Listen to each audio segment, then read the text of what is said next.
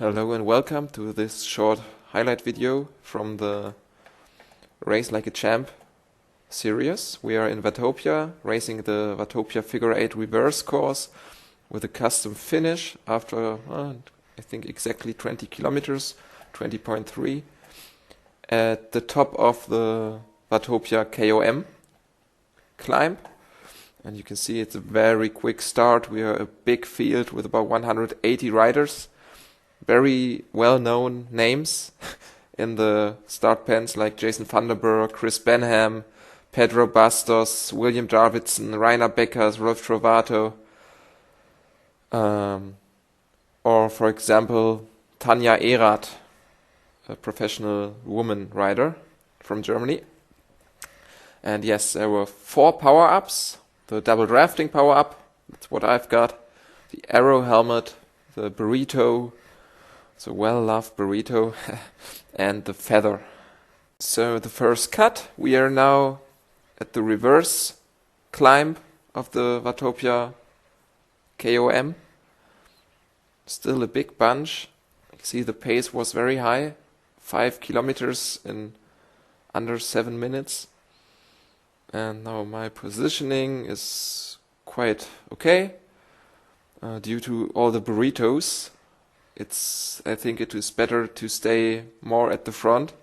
So if somebody uses a burrito and you fall a little bit behind, you're not directly out of the peloton. Now you can see I just follow the other guys.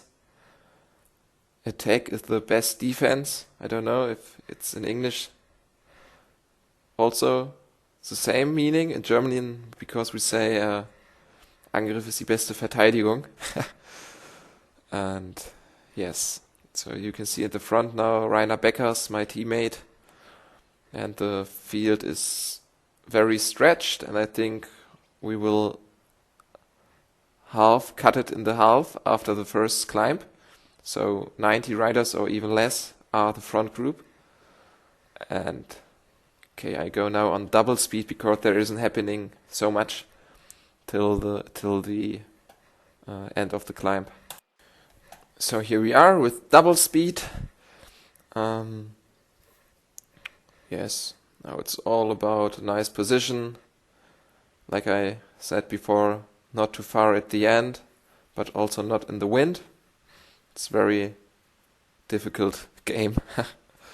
And yes, in this race there were so many riders using the burrito power-up without sense, because I don't know if some people don't understand that this is a time-based racing series, so it would be for an advantage for everyone if you have a big bunch which is going ideally quite fast. And for example in this race this was exactly what happened.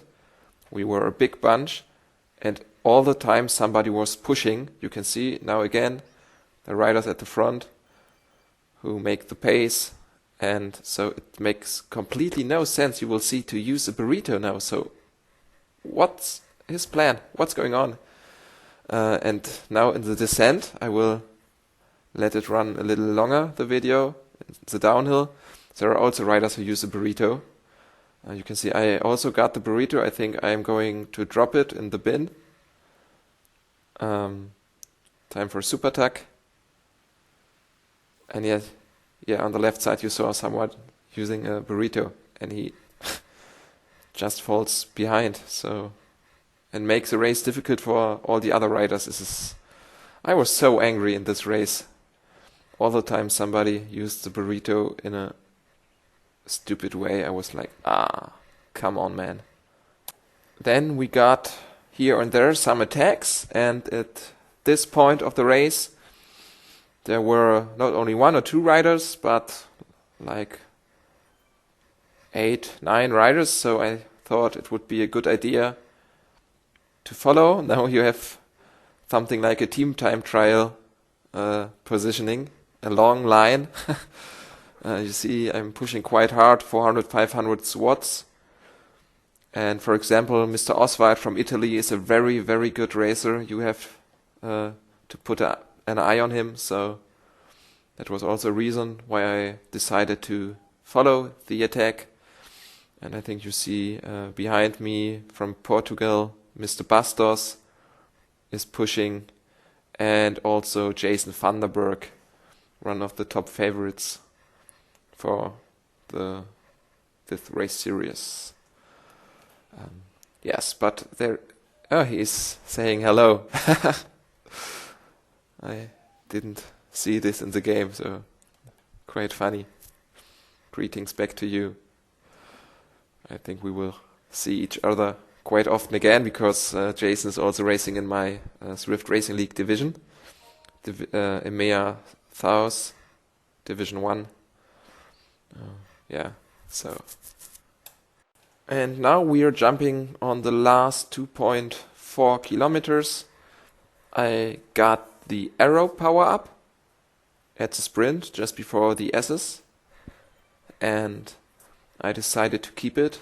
It's not the perfect power up.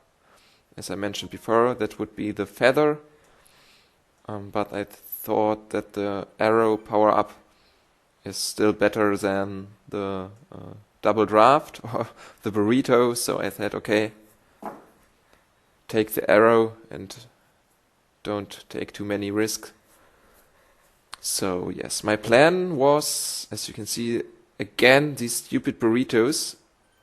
You can see it in my avatar position, that I managed to stay away from it, but I think it was quite difficult and hard for other riders around the burritos, because they had to push more, a lot more than riders outside the burrito area.